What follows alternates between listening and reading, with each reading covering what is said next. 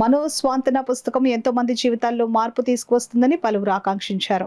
కాకినాడ శాంతినగర్లో గల శ్రీ రామకృష్ణ సేవా సమితి సమావేశ మందిరంలో మనోస్వాంతన పుస్తకం ఆవిష్కరణ కార్యక్రమం ఘనంగా జరిగింది. కార్యక్రమానికి శ్రీ రామకృష్ణ సేవా సమితి అధ్యక్షులు విఎల్ గాంధీ అధ్యక్షత వహించగా ఏయూ పీజీ సెంటర్ విశ్రాంతి ఆచార్యులు ప్రొఫెసర్ విశ్వనాథరావు ముఖ్య అతిథిగా పాల్గొన్నారు.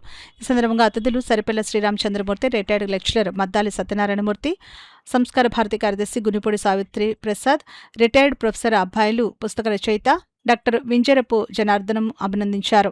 ఈ సందర్భంగా డాక్టర్ వింజరపు జనార్దనం మాట్లాడుతూ పుస్తకంలోని విషయాలను వివరించారు. ఈ కార్యక్రమంలో శ్రీ రామకృష్ణ సేవా సమితి కార్యదర్శి K Satish, Kopparthi Subrahmanyeswara Rao, L Kondalarao, school ఉపాధ్యాయులు, విద్యార్థులు పాల్గొన్నారు.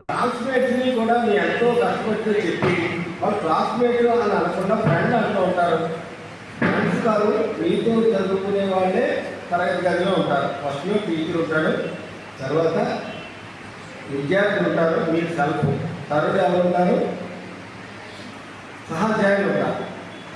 వీళ్ళు ముగ్గురిని కూడా మన యొక్క చదువులో వాళ్ళని కూడా తప్పనిసరిగా ఉపయోగించుకుంటేనే ఈ విద్య అనేది సక్సెస్ అవుతుంది. కానీ ప్రజెంట్ విద్యా విధానంలో సహాధ్యాయాన్ని ఉపయోగించట్లేదు. సహాధ్యాయాన్ని ఎలా ఉపయోగిస్తున్నారు అంటే విద్యకి కాని విషయాలన్నీ కూడా టీవీలో ఏం చెప్తున్నాడు, మీ నాన్న ఏం చేశాడు, మీ అమ్మ ఏం చేశాడు, ఇలాగా విద్యకి సంబంధించని విషయాలన్నీ కూడా వాళ్ళ ద్వారా విషయాలు అన్ని విషయాలు కూడా మిత్రుల ద్వారా క్లాస్మేట్స్ ద్వారా తెలుసుకుంటున్నారు.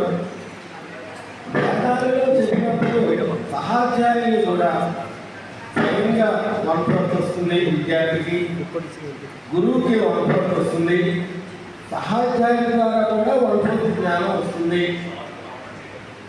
రూపాయిలో 3 వంపట్లు పోతే ఇంకెంత ఉంటుంది, ఇంకా 1/4 ఉంటుంది. ఈ 1/4 ఎలా వస్తుంది అని అంటే ఈ మూడింటి ద్వారా మనం చదువు అభ్యసించి పరీక్షలు రాసి ఉత్తీర్ణత చెంది ఆ పుస్తకాన్ని మనం ఆ యొక్క జ్ఞానాన్ని మన యొక్క జీవిత అనుభవానికి, జీవిత గమనానికి మనం ఉపయోగించుకున్నప్పుడు అనుభవం ద్వారా ఇంకా 1/4 వస్తుందని చెప్పారు.